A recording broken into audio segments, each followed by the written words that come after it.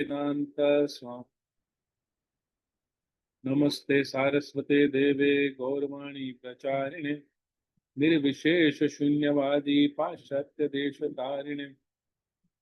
हे कृष्णा करुणा सिंधु दीनबंधु जगतपते गोपेश गोपिका कांत राधा कांत नमोस्तुते। तप्त कांचन गौरांगी राधे वृंदावनेश्वरी वृषभानुसुते देवी प्रणमामि हरिप्रिये। जय श्री कृष्ण चैतन्य प्रभु नित्यानंद श्री अद्वैत गदाधर श्रीवासादि गौर भक्त वृंद। हरे कृष्णा कृष्णा कृष्णा हरे हरे हरे राम राम राम हरे हरे। हरे कृष्ण। आप सबका एक बार फिर से हार्दिक स्वागत है। तो कल हम विराट रूप या विश्व रूप उनके ऊपर चर्चा कर रहे थे। 11वां अध्याय भगवत गीता का। तो वैष्णव ग्रंथों में सबसे प्रमुख श्रीमद् भागवतम है, और श्रीमद् भागवतम को सभी शास्त्रों का पका हुआ फल कहा गया है। निगम कल्पतरोर गलितम फलम, पका हुआ फल है वो। और भगवत गीता को सभी शास्त्रों का दूध कहा गया, मिल्क। कौन सा श्लोक है? सर्वोपनिषदो गावो दुग्धो गोपाल नंदन। तो श्रीमद् भगवत गीता को मिल्क कहा गया है, दूध कहा गया है शास्त्रों का। मान लीजिए सब शास्त्र एक गाय का रूप ले लें, तो उससे जो दूध प्राप्त होगा वो क्या है? भगवत गीता है। इसी प्रकार से यदि सब शास्त्र एक वृक्ष का रूप ले लें, तो उस वृक्ष का पका हुआ फल क्या है? वो श्रीमद् भागवतम है। ठीक है। लेकिन जब बच्चा बड़ा होता है, सबसे पहले वो फल खाता है या दूध पीता है? पहले दूध पीता है। पहले माँ का दूध पीता है, फिर गाय का दूध पीता है, फिर उसको क्षमता होती है कि वो फल खा सकता है ना। इसलिए सबसे पहले भगवत गीता। भगवत गीता समझने के बाद ही हम बाकी शास्त्रों को समझ सकते हैं, पढ़ सकते हैं। इसलिए इसको एबीसी ऑफ स्पिरिचुअलिटी कहा जाता है, यानी आध्यात्म का मूल सिद्धांत। इसके बाद हम बाकी शास्त्र, बाकी ग्रंथ पढ़ सकते हैं, क्योंकि बाकी ग्रंथ भी भगवान के शब्द वहां पर आते हैं। श्रीमद् भागवतम में भगवान भी बोलते हैं, भगवान के भक्त भी बोलते हैं, लेकिन ये इसमें साक्षात सीधा भगवान ही बोल रहे हैं अर्जुन को। ओके, तो कल हमने देखा कि भगवान ने अपना विराट रूप दिखाया, और विराट रूप देखने के बाद मैं बता रहा था कि 4 बार उन्होंने विराट रूप दिखाया था। विराट रूप क्यों दिखाया था? एक टेस्ट। यहाँ पर हमने कारण देखे थे उसके। हाँ, to to convince those who may not agree, जो सोचते हो कि कृष्ण एक साधारण पुरुष है, उनके लिए विराट रूप दिखाया। जो कृष्ण को साधारण समझते हैं, उनके लिए विराट रूप। अर्जुन को तो पूरा विश्वास था, अर्जुन ने तो 10वें अध्याय में ही बोल दिया है। और दूसरा, एक उन्होंने एक टेस्ट रख दिया, एक परीक्षा रख दी कि कोई भी अपने आप को भगवान बोले तो उसकी ये परीक्षा है। आप कोई भी भगवान बोले, आप उससे पूछ सकते हैं, अच्छा आप भगवान है तो ठीक है, विराट रूप दिखाइए। क्योंकि भारत, प्रभुपाद जी कहते थे कि भारत क्या है? भगवान की फैक्ट्री है। भारत से भगवान बन बन के आते रहते हैं, हर कोई अपने आप को भगवान कहता रहता है। तो इसलिए सावधान रहना चाहिए हमें, हर किसी को भगवान स्वीकार नहीं करना है। जो वैष्णव गुरु होते हैं उनको तो भगवान के समान माना जाता है, लेकिन भगवान नहीं माना जाता, भगवान के समान। दोनों में अंतर है ना। जो गुरु है वो जब तक गुरु का आचरण करेगा तब तक वो गुरु है, तब तक वो भगवान के समान है। अगर वो कुछ मिथ्या आचरण करेगा, गलत आचरण करेगा, फिर वो भगवान के समान नहीं है। कृष्ण जो है, भगवान है, वो कुछ भी करे वो भगवान ही। चाहे वो गोपियों के वस्त्र चुराए, चाहे वो अ, माखन चुराए, कुछ भी बोले तो कुछ भी करे वो भगवान ही। लेकिन जो गुरु भगवान के समान तभी रहता है जब वो गुरु का आचरण करे। ये अंतर है। तो गुरु भी कभी नहीं कहता है कि मैं भगवान हूं, लेकिन उसके शिष्यों को अपने गुरु को भगवान के समान ही मानना चाहिए।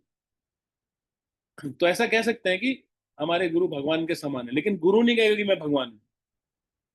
प्रभुपाद जी कहते थे जो अपने आप को GOD गॉड बोले कि मैं भगवान हूँ, वो क्या है, DOG डॉग। वो कुत्ते के समान है। क्योंकि कलयुग में बहुत लोग अपने आप को ऐसे भगवान बोलते हैं, तो इसलिए अर्जुन ने ये परीक्षा, ये टेस्ट रखा ऐसे ढोंगी भगवानों के लिए। ओके, तो हमें ये पूरा विश्वास होना चाहिए कि कोई भी भगवान बन नहीं सकता है, भगवान सिर्फ भगवान ही है, वो जन्म से ही भगवान है। जैसे कृष्ण जब 3 दिन के थे तो उन्होंने इतनी बड़ी राक्षसी पूतना का वध कर दिया था। ऐसा नहीं कि उन्होंने पहले तपस्या करी, फिर जिम गए, फिर काजू बादाम खाए, फिर सेहत बनाई, फिर मंत्रोच्चारण करके पूतना को मारा ना। छोटे से तीन तीन दिन का बच्चा पूतना की गोद में आके समझ गया कि ये असुरी है, ये राक्षसी है। पूतना का वध कर दिया उन्होंने। कुछ नहीं करना पड़ा उनको भगवान बनने के लिए। कोई भी भगवान बन नहीं सकता है। ये सब हमने देखा, और अर्जुन इस विराट रूप को देखकर विस्मित हो गए हैं। तो अभी देखते हैं कि आगे प्रेयर्स ऑफ अर्जुन, अर्जुन क्या प्रार्थना कर रहे हैं उस पर जाते हैं। तो यहाँ पर हम देखेंगे अर्जुन का आश्चर्य, भगवान कृष्ण क्या शिक्षा दे रहे हैं अर्जुन को विराट रूप में, और अर्जुन क्या प्रार्थनाएं कर रहे हैं, ये तीनों आज हम देखेंगे। तो सबसे पहले अर्जुन का आश्चर्य क्या है।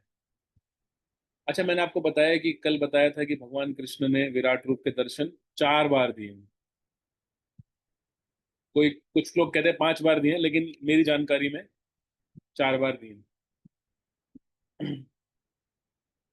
तो मान लो 4 बार दिए हैं या 5 बार भी दिए हों, लेकिन ये जो विराट रूप का दर्शन है जो कुरुक्षेत्र में दे रहे हैं, वो बिल्कुल अद्वितीय है, अनप्रेसिडेंटेड, यूनिक। क्योंकि इसमें काल रूप का भी दर्शन दिया गया, और जो बाकी यशोदा को और कौरवों की सभा में जो भगवान ने विराट रूप का दर्शन दिखाया था, उसमें काल रूप नहीं था। इसमें ये विशेष एक पहलू है इस विराट रूप का कि इसमें काल रूप भी है। तो काल रूप क्या है मैं आपको बाद में बताऊंगा। तो यहाँ पे अर्जुन कह रहे हैं 15वें श्लोक में कि मेरे प्रिय कृष्ण, मैं देख रहा हूं कि नीचे, ऊपर से नीचे की ओर अभी देख रहे हैं, टॉप टू बॉटम विजन। वो कह रहे हैं कि मैं देख रहा हूं कि आपके शरीर में सारे के सारे देवता हैं और सारे जीव भी हैं। मैं देख रहा हूँ ब्रह्मा जी एक कमल के पुष्प पर बैठे हुए हैं, और शंकर जी भी मुझे दिखाई दे रहे हैं, और सारे ऋषि मुनि भी दिखाई दे रहे हैं, और सारे दिव्य सर्प भी दिखाई दे रहे हैं। बस यहाँ पर ये विराट रूप आप देख रहे होंगे, ब्रह्मा जी बैठे हुए हैं ना। तो ये सारे दर्शन उनको दिखाई दे रहे हैं। अब यहाँ पर ध्यान देने वाली बात यह है कि कृष्ण के विराट रूप में सारे देवता दिखाई देते हैं, लेकिन कोई भी देवता ऐसा विराट रूप नहीं दिखा पाया जिसमें कृष्ण दिखाई देते हैं। इसका अर्थ क्या है कि सारे जो देवी देवता हैं वो कृष्ण से ही आते हैं। कृष्ण उन सबके पिता हैं। यहाँ तक कि ब्रह्मा जी के भी पिता कृष्ण हैं, और शंकर के पिता, शिव जी के पिता तो ब्रह्मा जी हैं ही। आज गणेश चतुर्थी है, तो गणेश जी के पिता हैं शंकर जी, शंकर जी के पिता हैं ब्रह्मा जी, और ब्रह्मा जी के पिता हैं कृष्ण। हम्म। तो ये सब अर्जुन को दिखाई दे रहा है। फिर आगे क्या कहने हैं कि आप, तो यानी कहने का अर्थ है कि जो सारे जो देवी देवता हैं वो कृष्ण से ही उद्धृत हैं, कृष्ण से ही आते हैं वो सब देवी देवता। और ऐसा कुछ नहीं है, ऐसा शास्त्रों में कहीं पर नहीं दिया है कि जहां पर किसी देवी देवता ने ऐसा रूप दिखाया हो जिसमें कृष्ण भी आते हैं। नहीं, ऐसा नहीं, कभी नहीं हुआ ऐसा।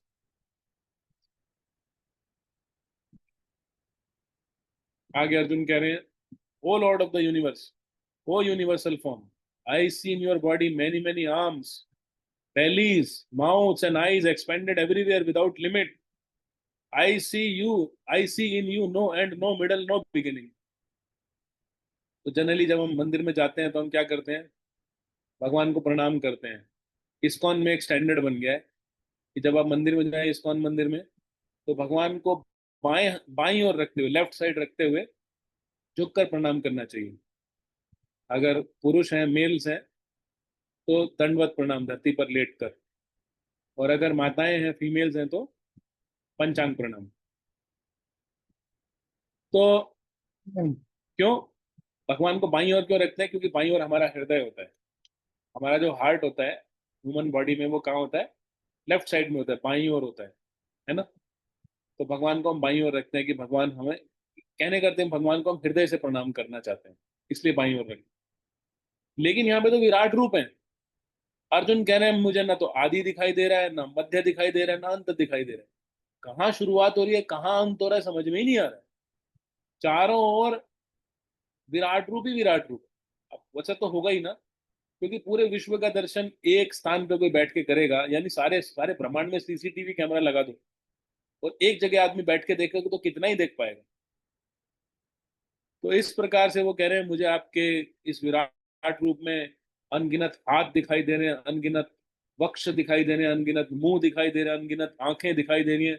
चारों तरफ आपका ये विराट रूप फैला हुआ है जिसकी कोई सीमा नहीं है, अनंत है। कोई आदि नहीं है, कोई आरंभ नहीं है, कोई मध्य नहीं है, कोई अंत नहीं है, कुछ नहीं है, लिमिटलेस, आप अनंत है भगवान। तो ये हमें भी समझना चाहिए कि भगवान पूरी तरह से अनंत है।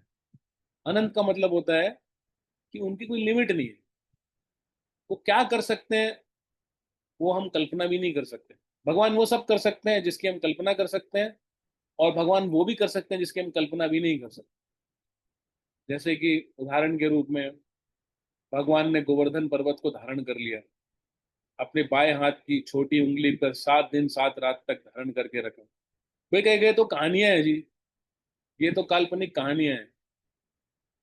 ये काल्पनिक कहानियां नहीं है, भगवान जानबूझकर ऐसा करते हैं ताकि वो ये हमें बता सके कि वो कोई शक्तिशाली मनुष्य नहीं है, वो स्वयं भगवान है। द्वारका एक छोटा सा द्वीप था, जिसमें जब भगवान कृष्ण के समय वो द्वारका में रहते थे। आप लोग आज भी जाएंगे द्वारका में, वो जो गुजरात में पड़ता है द्वारका, उसकी बात कर रहा हूँ। तो वो एक छोटा सा द्वीप था जहां पर आज धरती की जितनी जनसंख्या है उसके 10 गुना अधिक जनसंख्या वहां पे रहती थी, एक छोटे से द्वीप में। तो लोग कहते हैं हाँ यही तो, इसीलिए तो ये सब कल्पना है, इसलिए तो सब इमेजिनेशन है, मन गढ़ंत कहानियां हैं, माइथोलॉजी है। इतने सारे लोग कैसे रह सकते हैं छोटे से द्वीप पर, छोटे से आइलैंड पर? नहीं रह सकते। तो उन लोगों को ये पता नहीं है कि भगवान क्या कर सकते हैं। लिमिटलेस पर्सन का मतलब है कि वो पूरी पृथ्वी की जनसंख्या को सुई की नोक पर भी रख सकते हैं, और आपस में कोई टकराएगा भी नहीं। सब लोग खुल खुल के नाचेंगे। सब लोगों को फुटबॉल जितना ग्राउंड, जितना घर मिलेगा धरती पे जितने भी लोग हैं, और सबके सब एक सुई की नोक पर रहेंगे। कैसे रहेंगे? वो कृष्ण कर सकते हैं। हमें इसमें थोड़ा सा भी डाउट नहीं होना चाहिए, थोड़ी सी भी शंका नहीं होनी चाहिए, क्योंकि वो क्या है? लिमिटलेस पर्सन है। इसलिए भगवान जब भी अवतरित होते हैं वो ऐसे कार्य करते हैं जिससे हमारी बुद्धि को, हमारी जो धारणाएं हैं उनको चुनौती देते हैं। वो ऐसे ऐसे कार्य करके दिखाते हैं। वो ये दिखाते हैं कि मैं कोई शक्तिशाली मनुष्य नहीं हूं, मैं मनुष्य हूं ही नहीं। ऐसा नहीं किसी ने तपस्या कर ली, थोड़ा सा किसी ने एक्सरसाइज कर ली, जिम चला गया तो थोड़ा डाइट ले ली, प्रोटीन ले लिया तो थोड़ा ज्यादा पावरफुल हो गया, नहीं। कोई भी भगवान नहीं बन सकता है, कितनी तपस्या क्यों ना कर ले। है ना? जैसे आप फिल्म देख रहे हैं आजकल, महाअवतार नरसिंहा, हिरण्यकशिपु ने कितनी तपस्या करी थी, क्या क्या वरदान मांग लिए थे कि ना मैं दिन में मरूं, ना रात में मरूं, ना घर के बाहर, ना घर के अंदर, ना धरती पे, ना आकाश में, ना मनुष्य के द्वारा, ना पशु के द्वारा, ना अस्त्र के द्वारा, ना शस्त्र के द्वारा। क्या क्या उसने परमुटेशन कॉम्बिनेशन लगा दिया था। है? तो हो सकता है कि कोई तपस्या करके शक्तिशाली बन जाए, लेकिन वो भगवान नहीं बन सकता। भगवान ने फिर भी उन सब शर्तों को पूरा करते हुए हिरण्यकशिपु का वध कर दिया। तो इसका मतलब भगवान क्या है? लिमिटलेस है। उनकी कोई सीमा नहीं है। वो क्या कर सकते हैं, क्या नहीं कर सकते हैं, वो हमारी कल्पना के बाहर है। पूरी धरती की जनसंख्या को सुई की नोक पर भी रख सकते हैं वो। तो अभी आप भागवतम में पढ़ेंगे, द्वारका नगर की जो सुंदरता बताई गई है, ऐसा लगता है कि कोई स्वर्ग भी उसके आगे फीका पड़ जाए। इतने बड़े बड़े उद्यान, इतनी बड़ी बड़ी झीलें, वहां पे राजहंस और मोर, और बड़े ही सुंदर मधुर पक्षी, और बड़े सुंदर सुंदर फलों से लदे हुए वृक्ष, इतनी खुली खुली सड़कें, चौड़ी चौड़ी सड़कें। अगर आप दिल्ली में जाएंगे, एक स्थान है चाणक्यपुरी, जहाँ पर ये मिनिस्टर वगैरह रहते हैं, वैसा वहां दिखाई देता है। वहां का वैभव ऐसे दिखता है, बड़ी बड़ी चौड़ी चौड़ी सड़कें होती हैं, वहां पे बसें तो रुकती भी नहीं है, क्योंकि सब मिनिस्टर्स लोग रहते हैं वहां पर। नरेंद्र मोदी, अमित शाह, सबके बंगलो हैं वहाँ। तो कितने बड़े बड़े बंगलो, इतने बड़े बड़े बंगलो हैं कि बंगलो के अंदर झील है, वहां पर हंस है, मोर है, गौशाला है, पार्क है, खेती है, सब कुछ है। इतना बड़ा बंगलो है, सब उसके अंदर ही है। और द्वारका में उससे कुछ कम नहीं था, उससे कहीं कई गुना अधिक। और फिर भी कोई पॉपुलेशन एक्सप्लोजन नहीं था। ऐसा नहीं था कि लोग आपस में टकरा रहे हैं। तो कृष्ण सब कुछ कर सकते हैं, उनके लिए कुछ भी असंभव नहीं। फिर आगे क्या कहते हैं अर्जुन?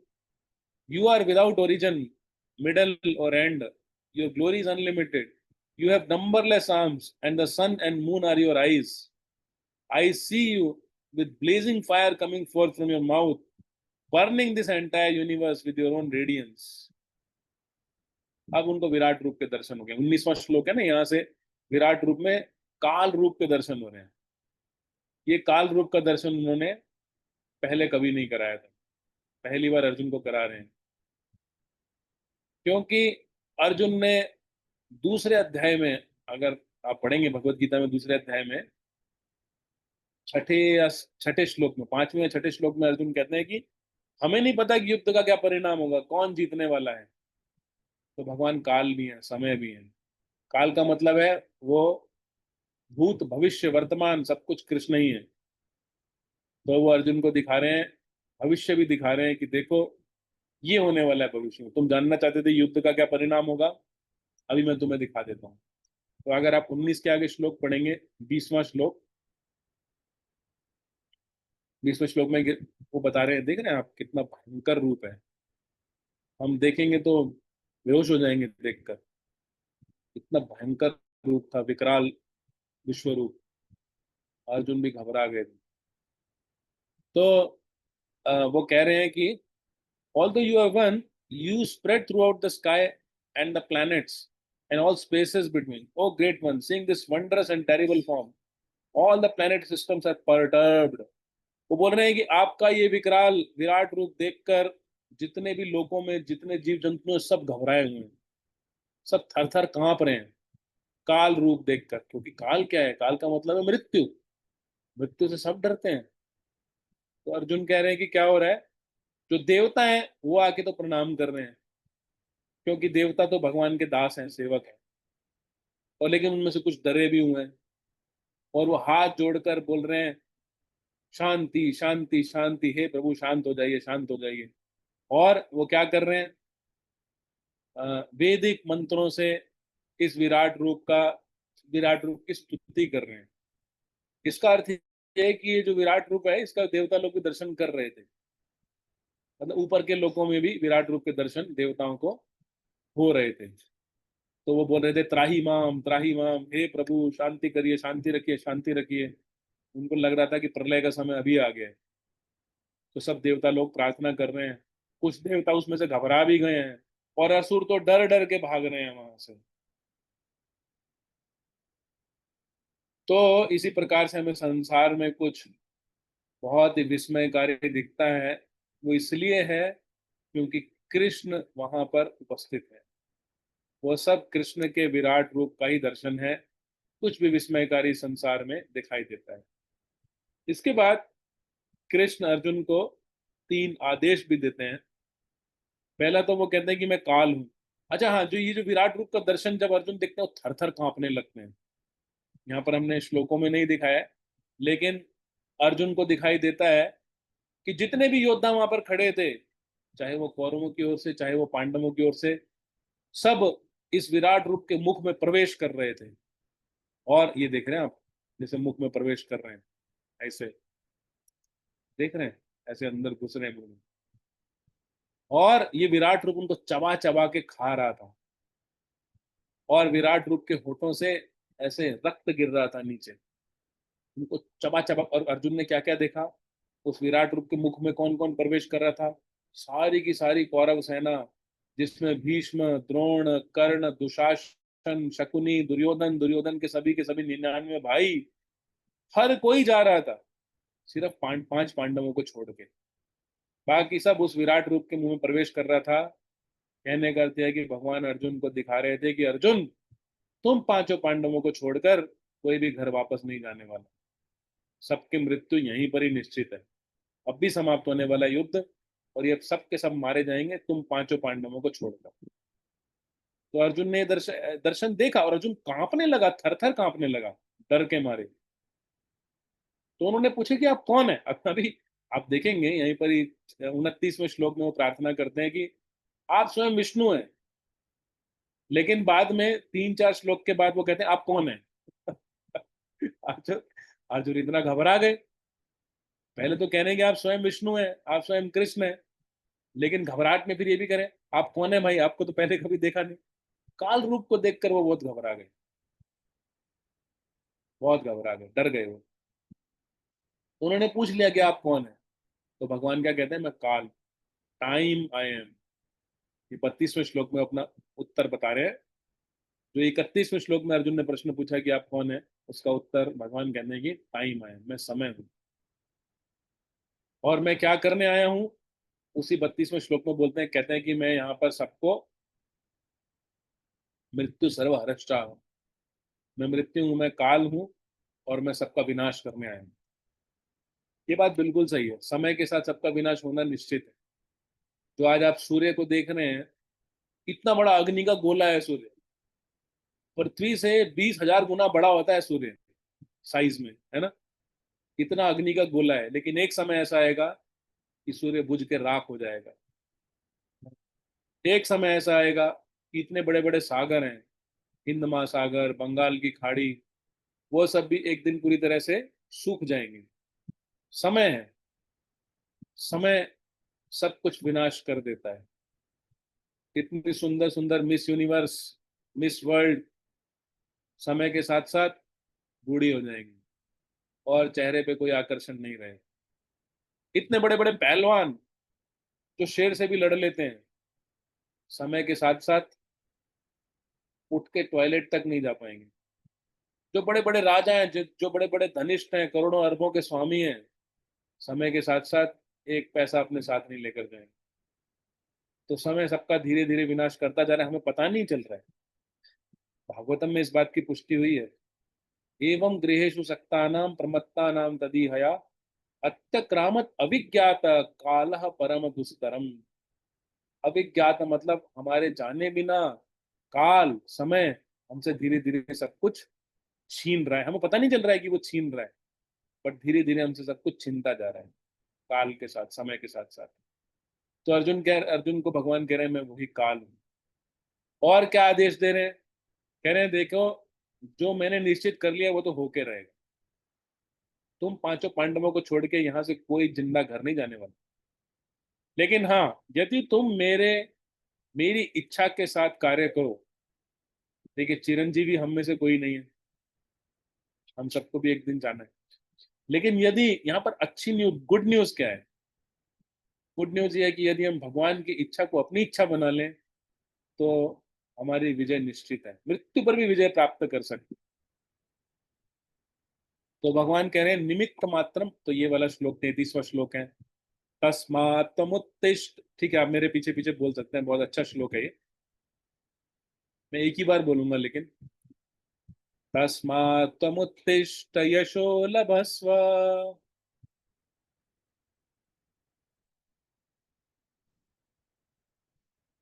तस्मात् त्वमुत्तिष्ठ यशो लभस्व। जित्वा जित्वा शत्रुन् भुङ्क्ष्व राज्यं स्मृतम्। मय्येवेत निहिता पूर्वमेव।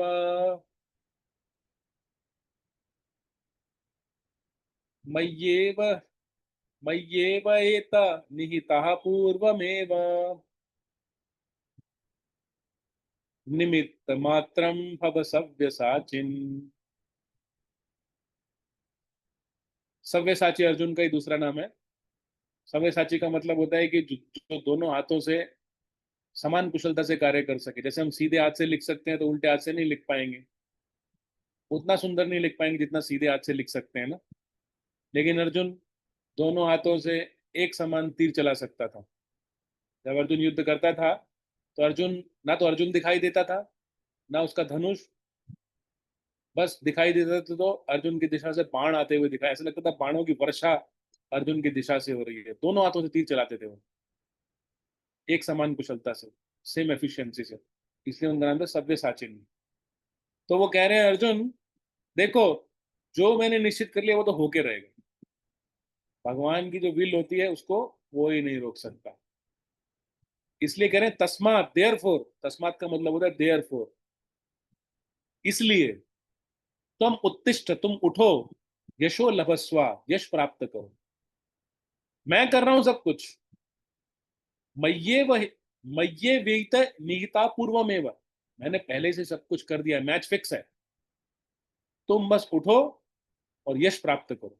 वो ये नहीं कहेगा कि कृष्ण ने कौरवों की सेना का विनाश कर दिया था, सब यही कहेंगे अर्जुन ने किया। यश किसको मिलेगा? अर्जुन को मिलेगा। कृष्ण कह रहे हैं तुम खड़े हो जाओ बस।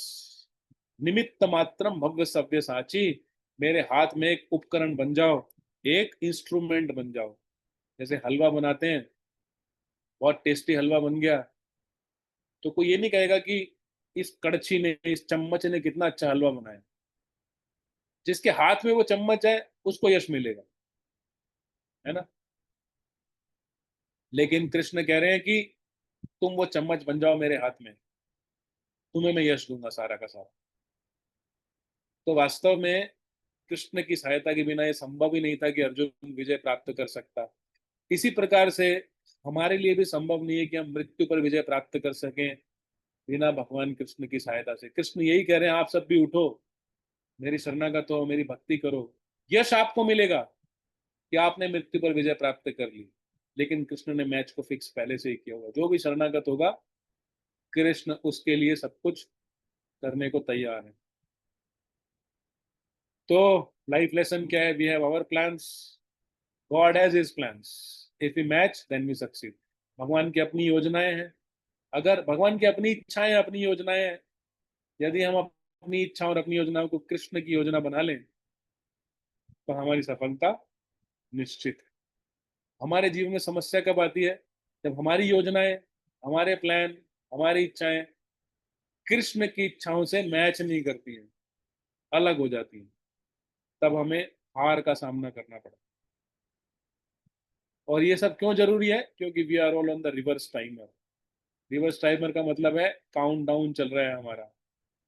हम सब एक टमाटर के जैसे हैं जिसको एरोप्लेन से नीचे छोड़ दिया गया है। कभी भी जाके वो धरती पर टकराएगा और फट से फट जाएगा। ऐसे ही हमारे जो जीवन है, कभी भी अंत हो सकता है, हमें पता नहीं है। हम सोच रहे हैं कि हम कितने साल जिएंगे लेकिन कोई गारंटी नहीं है। So therefore be alert and wise, सावधान रहिए और बुद्धिमान बनिए। अभी समय है, हम कृष्ण के शरणागत हो सकते हैं। तो ये सुनकर अर्जुन बहुत अच्छी अच्छी प्रार्थनाएं अर्पित करते हैं और भगवान से निवेदन करते हैं कि अपना सौम्य रूप का दर्शन करें। सौम्य रूप का मतलब है द्विभुज रूप, दो हाथों वाला रूप। तो ये कैसे है? जो ये दो हाथों वाला रूप है भगवान का, ये सर्वोपरि है, ये बेस्ट है, ये सुप्रीम है, विश्व रूप से भी बढ़कर है ये। और वो कहते हैं कि अब मेरा मन शांत हो गया है आपके द्विभुज रूप को देखकर, दो भुजाओं वाले रूप को देखकर, टू आर्म्ड फॉर्म। तो ये सब कैसे हैं? भगवान के चतुर्भुज रूप को भी देखते हैं, टू आर्म्ड फॉर्म को भी देखते हैं, विराट रूप को भी देखते हैं। तो भगवान कृष्ण के जितने भी रूप हैं ना, चाहे वो रामचंद्र हैं या नरसिंह देव हैं या विष्णु हैं, वो सब ऐसे हैं, चंद्र कला के समान है। जैसे चंद्रमा अलग अलग दिन पे अलग अलग दिखाई देता है ना। आज क्या है? आज तृतीया है, शायद तृतीया, तृतीया या चतुर्थी है, चतुर्थी, गणेश चतुर्थी है ना आज, चतुर्थी है। तो चतुर्थी के दिन चंद्रमा पूरा नहीं दिखाई देगा, ऐसा दिखाई देगा। लेकिन पूर्णिमा आएगी तो पूर्ण चंद्रमा दिखाई देगा। चंद्रमा एक ही है, बट दिखता अलग अलग है। ठीक इसी प्रकार से भगवान के जितने रूप हैं, कृष्ण के जितने रूप हैं, वो अपना वैभव, अपना ऐश्वर्य, अपनी शक्तियां विभिन्न विभिन्न मात्राओं में प्रकट करते हैं अपने अलग अलग रूपों में। इस प्रकार से इसको समझ सकते हैं। तो ये जो भगवान का जो द्विभुज रूप है, टू आर्म्ड फॉर्म, जिस जो मनुष्य जैसा दिखाई देता है, मनुष्यम रूपम, ये सबसे सुंदर है, सौम्य वपु। और सबसे कठिन है इस रूप को देख पाना, सुदूरदर्शन। इसको देखना बहुत आसान नहीं है। और अंत में इस अध्याय में ही भगवान ये शिक्षा देते हैं कि कैसे आप मेरे शरणागत हो सकते हैं। मत कर्म कृन मत परमो मत भक्त संग वर्जित निर्वैर सर्वभूतेषु ऐसा मामेति पांडव। तो पांच पांच यहाँ पर इंस्ट्रक्शंस दे रहे हैं भगवान, पांच आदेश दे रहे हैं। पहला क्या कि सबसे पहले मेरी शुद्ध भक्ति में लग जाओ, मद भक्त, मेरे भक्त बन जाओ। प्रतिदिन भगवान के नाम का जप करें। हरे कृष्णा कृष्णा कृष्णा हरे हरे, हरे राम राम राम हरे हरे। भगवान को भोग लगा कर ही प्रसाद ग्रहण करें। भगवान के विग्रह को प्रणाम करें, पूजा आदि, फूल जल तुलसी के पत्ते आदि भगवान के विग्रह को अर्पित करें। और चौथा, भगवान के द्वारा कहे गए वचनों को गीता, रामायण, भागवतम आदि पर चर्चा करें। इसका मतलब हो गया भगवान के भक्त बनना। फिर कह रहे हैं कि फ्री फ्रॉम मत कर्म कृन, और मेरे लिए कर्म करें। इसका मतलब ये है कि जो भी हम करें, जो भी हम पैसा कमाएं, ईमानदारी से कमाएं, और उसके कुछ भाग भगवान की सेवा में, और भगवान को अपना परम लक्ष्य मान लें। क्योंकि संसार से हमें कुछ नहीं मिलने वाला है अंत में, एंड में। तो हमारा परम लक्ष्य क्या होना चाहिए? मत परमो, कृष्ण ही हमारे परम लक्ष्य होने चाहिए ना। Make me the supreme goal of his life, मुझे अपने जीवन का परम लक्ष्य बनाओ। निर्वैरा, सबसे वैर छोड़ दें। कैसे छोड़ेंगे? बहुत आसान है। यदि हम भक्ति को अपना परम लक्ष्य बना लें, कृष्ण को अपना परम लक्ष्य बना लें, तो अपने आप वैर समाप्त हो जाएगा। निर्वैरा सर्वभूतेषु, और संग वर्जिता, बुरी संगत को त्याग। बुरी संगत वो होती है जहां पर कृष्ण कथा को छोड़कर बाकी सब कुछ होता रहता है। तो भगवान ये पांच इंस्ट्रक्शन दे रहे हैं इस अध्याय में। और कोई ऐसा करेगा तो यह स मामेति पांडवा, वो इसमें कोई डाउट ही नहीं है कि वो कृष्ण को प्राप्त कर लेगा अगर ये पांच कार्य करेगा। तो पहला क्या कि कोई भी कार्य करें ईमानदारी से करें, उसके उसका फल भगवान को अर्पित करें। दूसरा, भगवान को अपना परम लक्ष्य बनाए। तीसरा, भगवान के भक्त बने। चौथा, बुरी संगत को त्यागें। और पांचवा, सभी जीवों से ईर्ष्या करना छोड़ दें। निर्वैर सर्वभूतेषु। तो ये पांच आदेशों का कोई पालन करेगा, कृष्ण कहते हैं कि यह स मामेति पांडवा, उसको मैं अवश्य ही प्राप्त होऊंगा, इसमें कोई डाउट नहीं। तो इस प्रकार से इस अध्याय की समाप्ति भगवान भक्ति में ही कर रहे हैं। आप देख रहे हैं उन्होंने विराट रूप का दर्शन कराया, लेकिन बाद में क्या बोल रहे हैं? मत कर्म कृन मत परमो मत भक्त, मेरे भक्त बनिए। आप देखेंगे गीता के सभी अध्यायों में, लगभग सभी अध्यायों में, भगवान ज्ञान देने के बाद अंत में क्या बोलते हैं? मेरे भक्त बन जाइए बस। मेरे भक्त बन जाएंगे तो जितना ज्ञान बताया वो आपको सब फलीभूत हो जाएगा। उस ज्ञान की पराकाष्ठा, उसकी सक्सेस, उसकी सफलता आपको प्राप्त हो जाएगी। हरे कृष्णा। तो पूरी भगवत गीता में ये बात बताई गई है कि हमें क्या करना है? कृष्ण के भक्त बनना है, कृष्ण के शरणागत। हरे कृष्णा। तो आज के लिए हम भी यहाँ पर विराम देते हैं। किसी को कुछ पूछना है, कुछ कहना है तो पूछ सकते हैं, कह सकते हैं।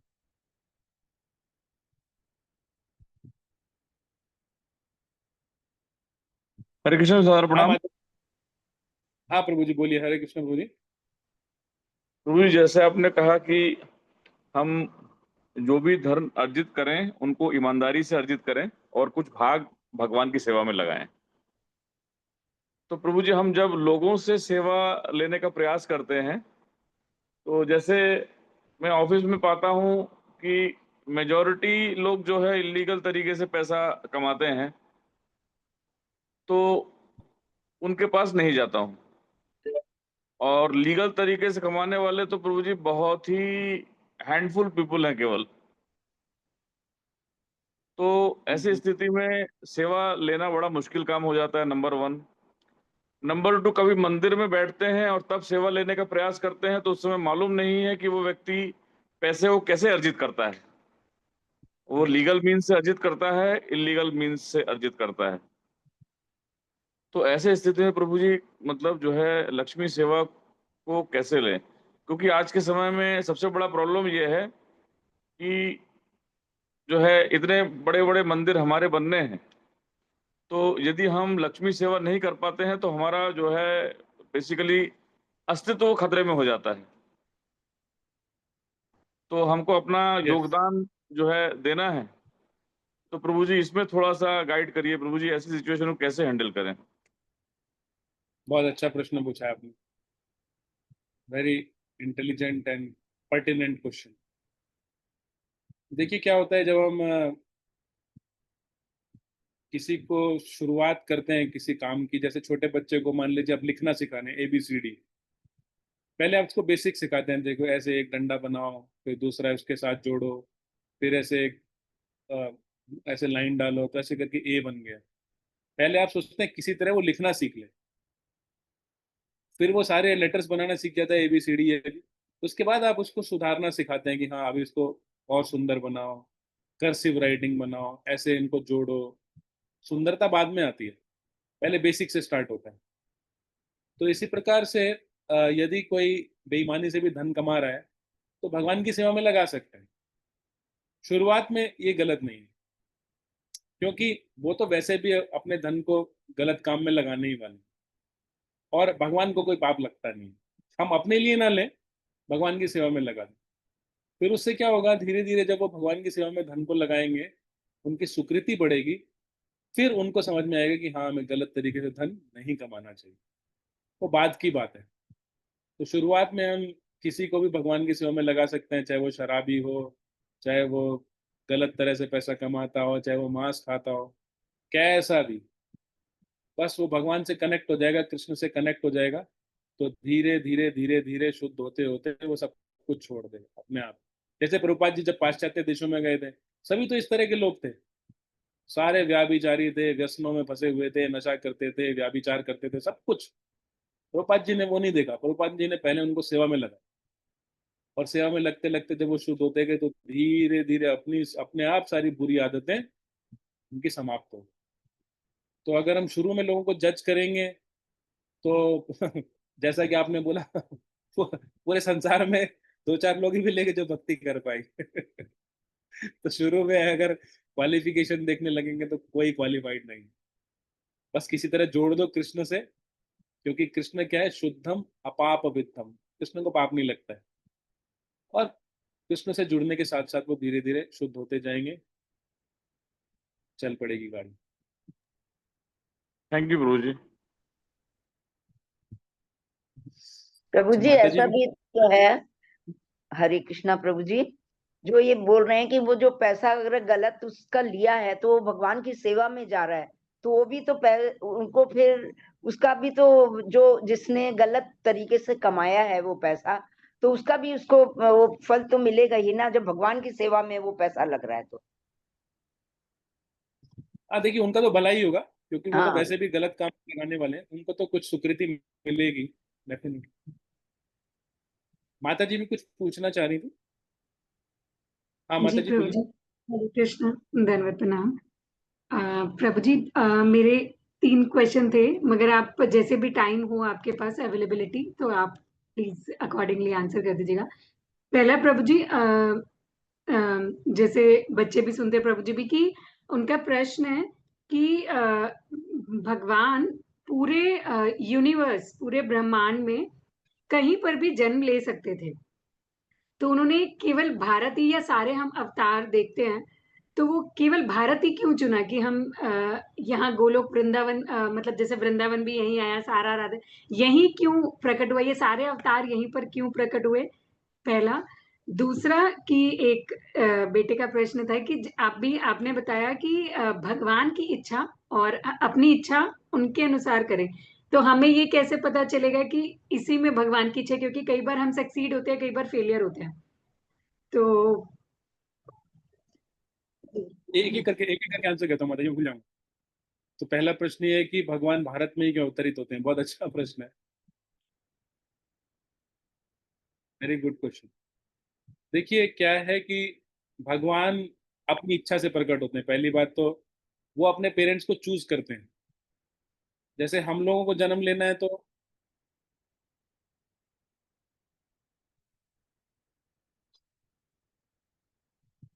हाँ हाँ माता जी, आप कंप्लीट कर लीजिए, फिर मैं बोलूँ।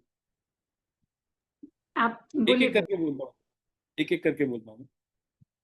तो जैसे हम जानते हैं कि भगवान और हमारे अंदर ये अंतर है कि जब हम जन्म लेते हैं तो अपने कर्मों के अनुसार किसी एक परिवार में जन्म लेते हैं, लेकिन भगवान अपने पेरेंट्स को सेलेक्ट करते हैं कि मुझे इनके घर में जन्म लेना है। अब भगवान के माता पिता बनने के लिए भी कोई बहुत ऊंचे योग्य भक्त होने चाहिए, वेरी क्वालिफाइड पेरेंट्स। हर कोई तो भगवान के माता पिता नहीं बन सकता है।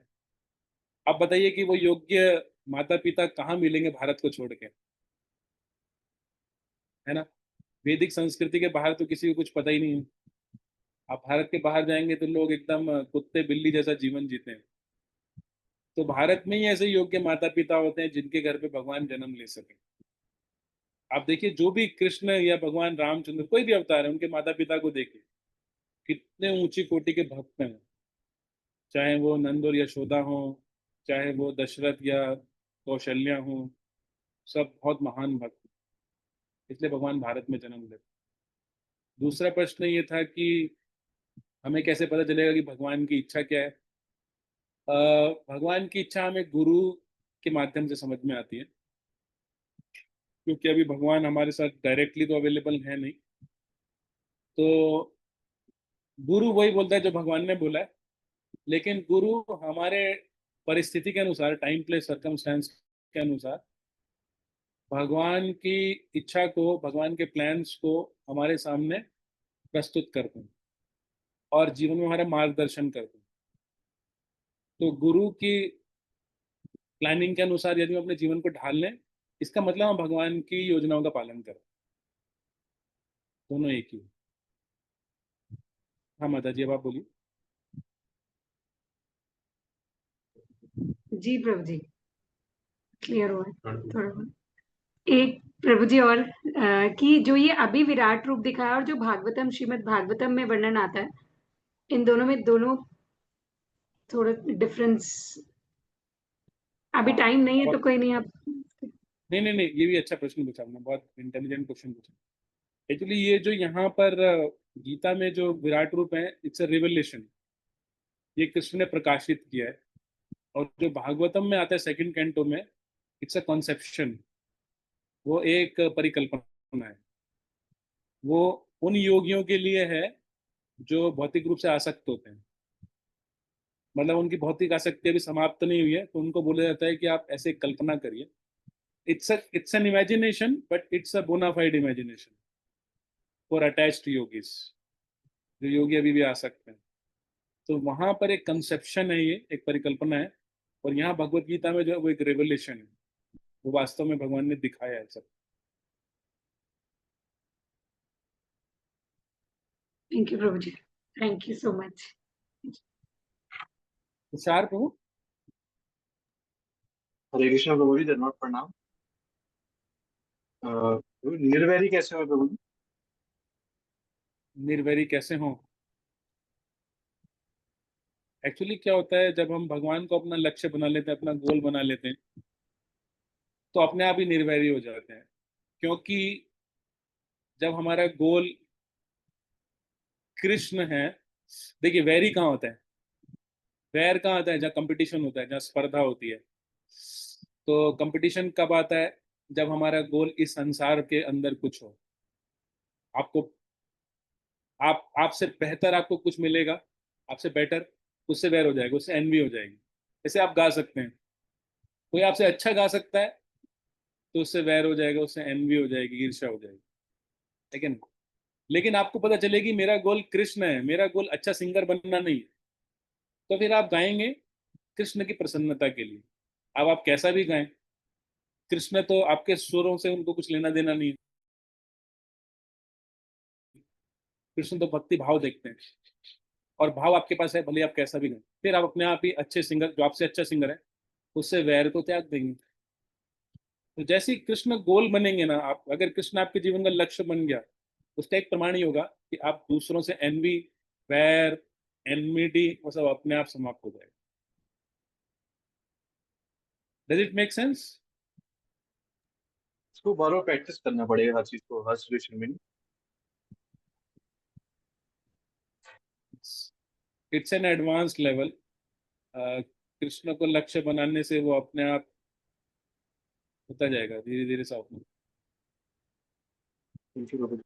Okay, thank you very much. Shrila Prabhupada जी की जय।